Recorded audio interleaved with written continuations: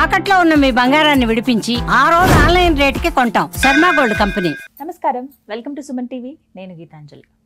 నిత్యం మనకి ఎన్నో సమస్యలు ఉంటాయండి. అందులో వివాహం విషయంలో కావచ్చు, దాంపత్యం విషయంలో కావచ్చు, సంతానం కానీ, ఉద్యోగం కానీ, వ్యాపారం, ఆరోగ్యం, ఏదైనా పని చేద్దాం అనుకున్న కార్య ఆటంకం కావచ్చు.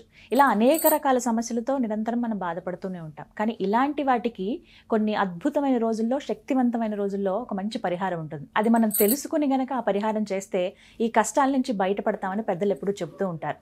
అలాంటి అద్భుత అవకాశం రాబోతోంది ఆషాఢ అమావాస్య రోజు. చిన్న అంటే మనం ఒక క్షేత్రంలో గనక ఈ చిన్న క్రతువుగాని చేసుకుంటే ఈ కష్టాల నుంచి బయటపడే మార్గం అనేది మనకి ఇక్కడ దొరుకుతుంది. అంటే అప్పటికప్పుడు అన్ని అద్భుతాలు జరుగుతాయని కాదు, ఒక మార్గం అయితే మనకు దొరుకుతుంది అనేది ఎప్పుడు చెప్తూ ఉంటారు. అయితే ఇలా ఒక కార్యక్రమం గురించి మాట్లాడుతున్నప్పుడు ప్రముఖ జ్యోతిష్యులు బ్రహ్మశ్రీ నందిబట్ల శ్రీహరి శర్మ గురువు గారు నాతో వివరించారండి. అది మీ అందరికీ చెప్తే బాగుంటుందనే ఉద్దేశంతో ఈ కార్యక్రమం ఏర్పాటు చేస్తాం. వీడియోని పూర్తిగా మీరు వీక్షించండి, వివరాలు తెలుసుకుందాం, గురువు గారితో మాట్లాడదాం. గురుగారు నమస్కారం అండి. వాగర్థావివ సంపృక్తౌ వాగర్థ ప్రతిపత్తయే జగతః పితరౌ వందే పార్వతీ పరమేశ్వరౌ ఆదిత్యాయ చ సోమాయ మంగళాయ బుధాయ చ గురు శుక్ర శనిభ్యశ్చ రాహవే కేతవే నమః. శృంగేరి జగద్గురు పీఠాధిపతులకి, కంచి పీఠాధిపతులకి నమస్కారములు తెలియజేసుకుంటూ కార్యక్రమాన్ని ప్రారంభిద్దాం. గురుగారు విన్నారు కదండి, ఎన్ని ప్రాబ్లమ్స్. అంటే ఈ సమస్య అంటూ లేని వాళ్ళు ఉండరండి. ఎవరో ఒకరు ఏదో ఒక రకంగా డబ్బుల విషయమే కావచ్చు, లేకపోతే ఫ్యామిలీ ఇష్యూసే కానీ, పిల్లల విషయంలో ఇబ్బంది పడుతున్నామని కానీ, చదువు విషయంలో ఉన్నత విద్యలు చదువుకోవాలనుకున్నా, పర్టికులర్గా జాబ్స్లో పదోన్నతి పొందాలన్నా ఏదో ఒక ఆటంకం ఉంటూనే ఉంటుంది. వీటికి ప్రధాన కారణాలు ఏంటి అసలు? ముందుగా మాట్లాడదాం. మనము చరిత్రను బట్టే మన యొక్క వర్తమానం మనకనేది ఉంటుందమ్మా. ఒక 30-40 సంవత్సరాల కిందట ఇలాంటి సమస్యలతో ఎవరైనా కుటుంబ పెద్దలు బాధపడ్డారా? ఇలా చూశారు పెళ్లి సంబంధాలు, ఇలా పెళ్లిళ్ళు అయిపోయాయి. ఇలా ఎగ్జామ్స్ రాశారు, మంచి ఉద్యోగం లభించి సెట్ అయిపోయారు. కాంపిటీషన్ ఇప్పుడు ఉంది, అప్పుడు ఉంది.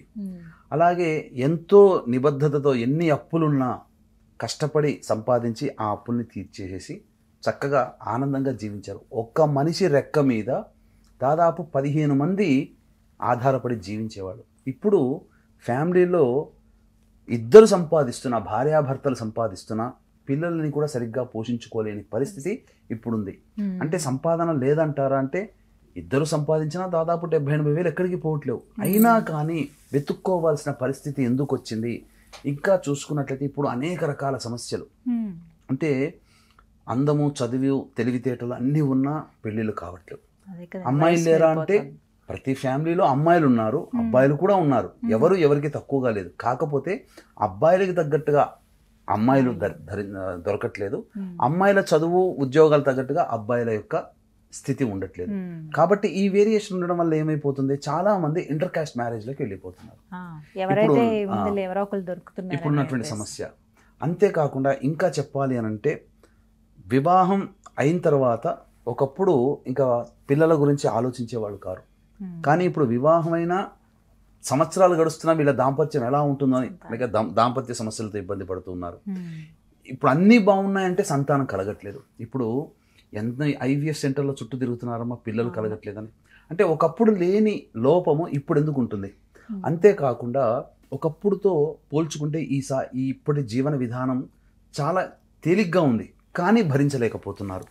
చాలామంది పిల్లలు అయోగ్యులైపోతున్నారు. ఒకప్పుడు కుటుంబంలో ఉన్న 10 మందిలో 10 మంది గొప్పగా ఉండేవాళ్ళు, ఒకరిద్దరు తప్ప.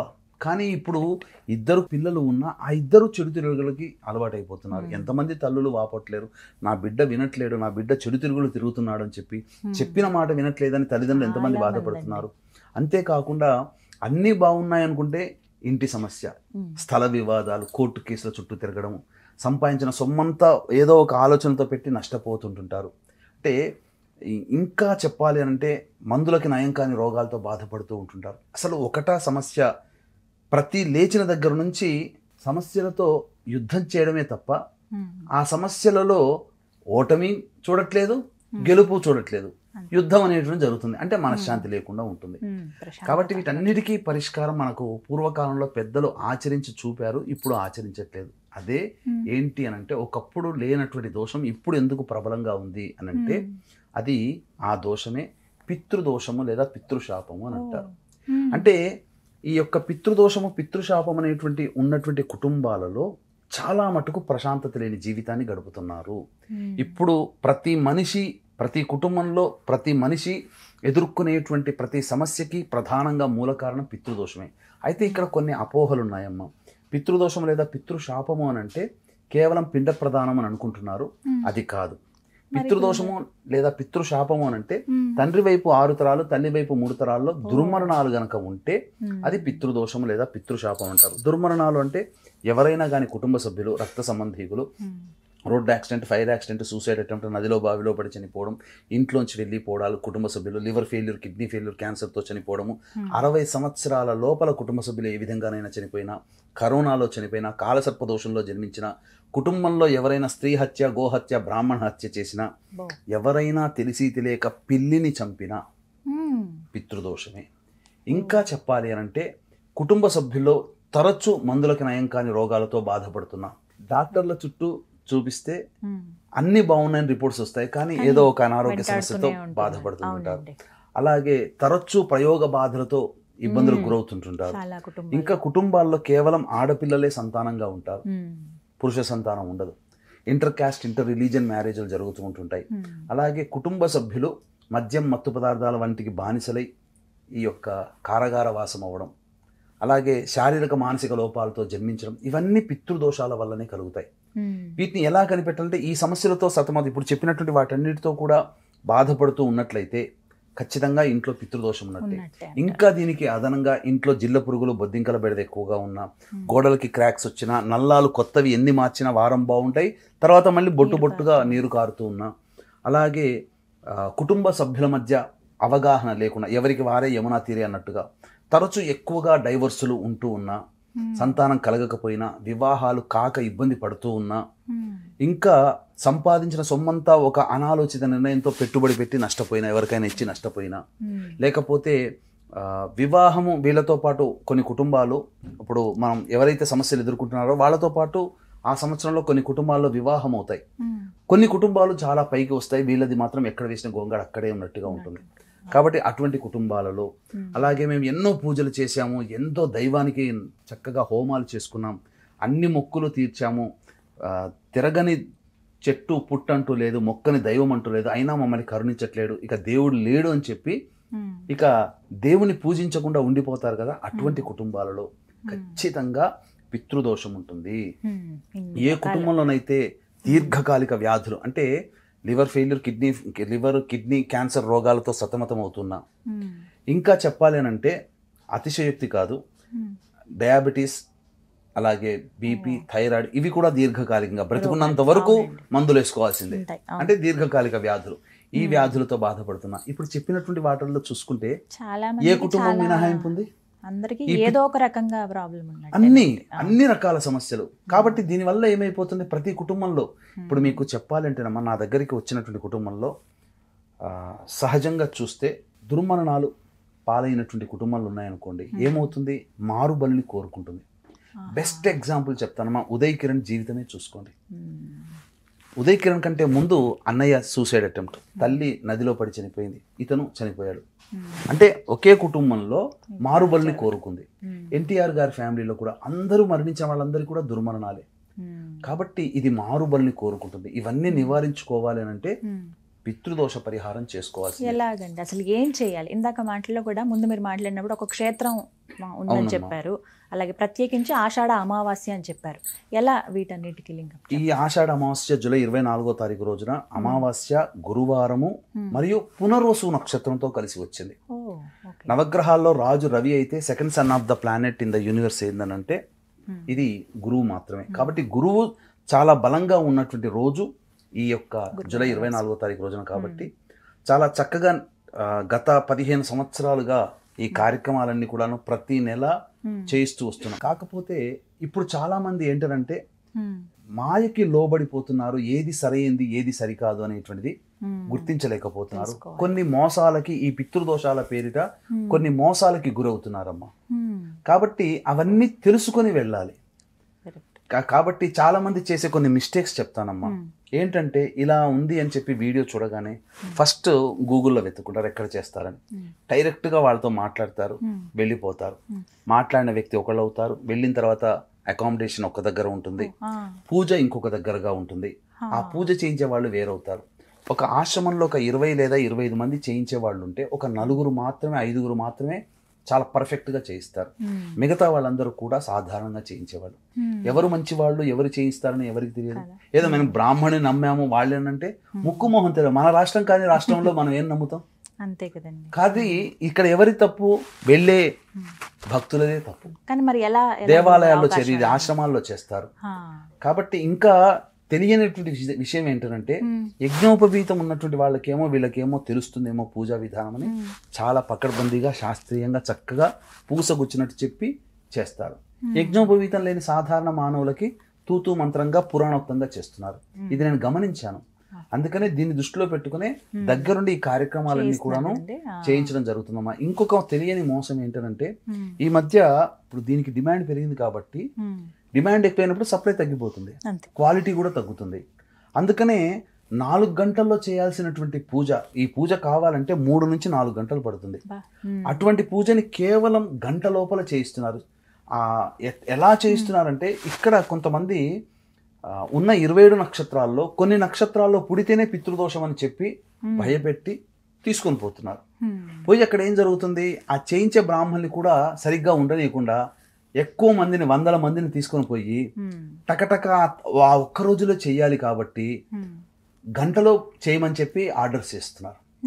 ఇలా మోసపోయి పోతున్నారు. కాబట్టి వీక్షించేటువంటి ప్రేక్షకులు కూడా శాస్త్రం ఏం చెప్పిందనంటే భర్త వైపు లేదా తండ్రి వైపు 6 తరాలు, భార్య వైపు లేదా తల్లి వైపు 3 తరాలలో దుర్మరణాలు ఉంటేనే అది పితృదోషంగా మారుతుంది తప్ప ఎవరైనా కానీ 27 నక్షత్రాల్లో ఈ నక్షత్రాల్లో మాత్రమే జన్మిస్తే పితృశాపం అని ఏ శాస్త్రంలో చెప్పబడలేదు. అటువంటి వాటికి విని మీరు మోసపోయి వెళ్ళి మీరు ఇంకా మీ యొక్క ధనాన్ని కాలాన్ని వృధా చేసుకోకండి. అది మోసం తప్ప ఇంకో మార్గమే లేదు. అందుకనే నిజాయితీగా చక్కగా గత 15 సంవత్సరాలుగా ఈ పూజా కార్యక్రమాలు అనేటువంటివన్నీ చేస్తారు గురుగారు. ఇందులో ప్రధానంగా 3 నుంచి 4 గంటల పాటు ఉంటుందమ్మా. గణపతి పూజ, సంకల్పము, ప్రేత సంకల్పము, తర్వాత ఈ యొక్క మంటపారాధన, ప్రేత ఆవాహన, ప్రేత తర్పణము, త్రిపిండి శ్రాద్ధము, పంచసూక్త పారాయణము, తర్వాత ఈ యొక్క పంచదోష నివారణకి, పంచశాప నివృత్తికి తిలహోమాలు, మొత్తం 9 విధాలుగా జరుగుతుంది. ఎంత టైం పడుతుంది? దాదాపు 3 నుంచి 4 గంటలు పడుతుంది. దీని తర్వాత సముద్ర స్నానం, ఇదంతా జరగడానికి. కాబట్టి 23వ తారీఖు రోజున మనం బయలుదేరుతున్నాం. 24వ తారీఖు రోజున కార్యక్రమం పూర్తి చేసుకొని మళ్ళీ 25వ తారీఖుల్లో హైదరాబాద్ లో ఉంటాం. కేవలం ఈ ఒక్క రోజనే కాకుండా ప్రతి నెల మన పీఠం ఆధ్వర్యంలో జరపబడుతున్నాయి. కాబట్టి ఈసారి విశేషం ఆషాఢ అమావాస్య చాలా పితృదేవతలకి చాలా ముఖ్యమైనటువంటి అమావాస్య. డైరెక్ట్ గా పాల్గొనొచ్చు కాబట్టి ఎంత మంది రావచ్చండి? ఇప్పుడు మనము ఎక్కువ సంఖ్యలో తీసుకోపోమ్మా. కేవలం ఒక 30 మందికి వరకు మాత్రం మనం శాస్త్రీయంగా నిజాయితీగా ధర్మబద్ధంగా చేయించాలంటే ఒక 30 మందికి మనం చేయించాలి. ఒక కుటుంబం నుంచి ఒక్కలే రావాల్సి ఉంటుంది. అవును, ఒక్కరే రావచ్చు లేదా దంపతులైనా రావచ్చు. చక్కగా కార్యక్రమాన్ని నిర్వర్తించుకోవచ్చు. కొంతమంది ఏంటంటే గురువుగారు అమెరికాలోనో ఎక్కడో వేరే స్టేట్స్ లో ఉంటారు. ఇంకొంతమంది ఇక్కడ ఉన్నా కానీ వాళ్ళ అనారోగ్య పరిస్థితుల రీత్యా లేకపోతే ఇంకేమైనా కారణాల ద్వారా రాలేరు. ఆషాఢ అమావాస్య ఆ రోజు కుదరదు. మరి వాళ్ళకి కూడా చేయిస్తారండి పూజలు? అంటే చాలా మంది మీరు అన్నట్టుగా బిజీ స్కెడ్యూల్లో ఉండి అనారోగ్య సమస్యలతో విదేశాలు ఉన్న వాళ్ళు రాలేరు. ముఖ్యంగా కొడుకుల జాతకంలో చూపించుకున్నప్పుడు దోషం ఉందని చెప్పి కొడుకులకు చేయించుకోవాలని ఉంటుంది. కానీ తండ్రి ఉండగా తండ్రికి ఇట్లాంటివి ఇష్టం ఉండదు. ఇటువంటి వాళ్ళ కోసం ఏంటంటే బ్రాహ్మణుని కర్తగా పెట్టి చేసుకుని అదే ఫలితం. అయితే ఇది దోషంతో కూడుకుంది. ఏ బ్రాహ్మణుడు పడితే ఆ బ్రాహ్మణుడు ఒప్పుకోడు. పైగా దీనికి తండ్రి లేని బ్రాహ్మణుడు కావాలి. కాబట్టి ఈ సందర్భంలో మనం ఇక్కడ నుంచి హైదరాబాద్ నుంచి మనం కర్తలను తీసుకుని వెళ్తున్నాము. ఎందుకనంటే అక్కడ కర్తలకి మన భాష తెలియదు. నేను చూశానమ్మా, చెప్పుకోకూడదు కానీ చాలా మంది అక్కడ చేయించేటువంటి కర్తలలో వ్యసనాలకి లోనైన వాళ్ళు కూడా చూశాను. వ్యసనం తీసుకొని వచ్చి పూజలో కూర్చుంటున్నారు. ఎంత అపచారం అమ్మది. కాబట్టి అటువంటివన్నీ వాళ్ళకి తెలియవు కదా. వీక్షించే ప్రేక్షకులకి మోసాలు తెలియవు. ఈ నక్షత్రాల్లో పుట్టడం పితృదోషం అని చెప్పి ప్రచారం చేయడం దోషం. ఈ వీడియో చూస్తేనే పితృదోషం ఉన్నట్టు అని చెప్పడం దోషం. ఇంకా అనేక రకాలుగా భయపెట్టి తీసుకుపోతున్నారు. అది తప్పమ్మ. అంతేకాకుండా కర్తగా పెట్టేటప్పుడు మంచి వాళ్ళని పెట్టుకోవాలి. ఇక్కడ చాలా మందికి తెలియని నాలెడ్జ్ ఏంటంటేనమ్మా, ఇక్కడ ఉండేటువంటి గోత్రనామాదులు ఈ ప్రాంతం వాళ్ళకే ఉంటాయి. భారతదేశంలో మిగతా ప్రాంతంలో ఎందుకు ఉంటాయి? ఉండవు. అక్కడ వేరే రాష్ట్రాల్లో వాళ్ళకి వేరే గోత్రాలు ఉంటాయి. వాళ్ళకి అక్కడ బ్రాహ్మణులకి అక్కడ గోత్రనామాలు ఉచ్చరించే విధానం తెలుస్తుంది. మన దగ్గరకు వచ్చేసరికి తప్పు జరుగుతుంది. ఆ తప్పు అక్షర దోషము తప్పు జరిగితే అది దోషము. మ్మ్. కాబట్టి ఎవరు ఆ కూడా జాగ్రత్తలన్నీ మీరు అన్ని తీసుకుంటారు. జాగ్రత్తలు ఇవన్నీ తెలియవు చేయించే వాళ్ళకి. ఇప్పుడు ఏదో ఇంకొక దోషం ఏంటంటేనమ్మా, చాలా మంది అక్కడ చేసేటువంటిది బ్రాహ్మణుల్ని పెట్టరు. మ్మ్. ఇక్కడ పూజ చేసేటప్పుడు ప్రధానంగా మంటప ఆవాహన ఒక బ్రాహ్మణుడు చేస్తాడు. పంచసూక్త పారాయణానికి వచ్చేసరికి ఒక్కొక్కరికి ముగ్గురు ఇద్దరు బ్రాహ్మణులు ఉంటారు. హోమం దగ్గరకు వచ్చేసరికి ముగ్గురు బ్రాహ్మణులు. ఓ. కానీ చాలా చోట్ల వీళ్ళు కొంతమంది తెలియక ఈ నక్షత్రాలు పుడితే దోషం అని చెప్పినటువంటి వాళ్ళ దగ్గరికి వెళ్ళిపోతున్నారు. మ్మ్. పోయేసరికి అక్కడ ఏమైంది, ఒక్క బ్రాహ్మడి పూజ చేస్తాడు, అసలు ఈ పంచసూక్త పారాయణం ఉండదు, ప్రేత ఆవాహన సరిగ్గా చెయ్యరు, హోమం దగ్గర కూడా ఒక్కడే కూర్చొని చేస్తాడు. మ్మ్. మరి ఇదంతా చేయడానికి గంట సేపటి ఈజీగా అయిపోతుంది వాళ్ళకి. కానీ ఇలా చేస్తే, శాస్త్రీయంగా చేస్తే 3 నుంచి 4 గంటలు పట్టాలి. అంటున్నారు. 3 నుంచి 4 గంటలు అన్నప్పుడు ఒక 30 మంది కంటే ఎక్కువ మంది చేయించలేము. ఇప్పుడు 24 అండి అమావాస్య. కాబట్టి 22వ తారీఖు లోపల నమోదు చేసుకోవాలి ఎవరైనా కానీ రాదలిచిన వాళ్ళు. చక్కగా ఈ కార్యక్రమం అయిన తర్వాత ఖచ్చితంగా 6 నెలల లోపల ఈ యొక్క సంకల్పం నెరవేరుతుంది. నా అనుభవంలో చూశాను, కొంతమందికి ఆస్తి తగాదాలు తీరిపోయాయి, కొంతమందికి పిల్లలు కలిగారు, కొంతమందికి వివాహం అయింది, కొంతమందికి విడిపోతాం అనుకున్నటువంటి వాళ్ళు మంచిగా ఉన్నారు. అన్నిటికంటే ముఖ్యంగా ఈ కార్యక్రమం జరిపించుకోవడం ద్వారా ప్రశాంతత లభిస్తుంది, కోల్పోయినటువంటివి మళ్ళీ తిరిగి పొందడం జరుగుతుంది. కాబట్టి మళ్ళీ చెప్తున్నాండి, పిండ ప్రదానము వేరు, పితృదోషము లేదా పితృశాపము వేరు. ఈ తేడాను గమనించాలి. తెలుసుకోవాలి. చక్కగా వివరించారు గురుగారు. నమస్కారం అండి. విన్నారు కదండి, గోకర్ణ క్షేత్రంలో పితృదేవతలకి వారికి సంతృప్తి చెందేలాగా శాస్త్రోక్తంగా పూజా కార్యక్రమాలు నిర్వహిస్తున్నారు గురువుగారు.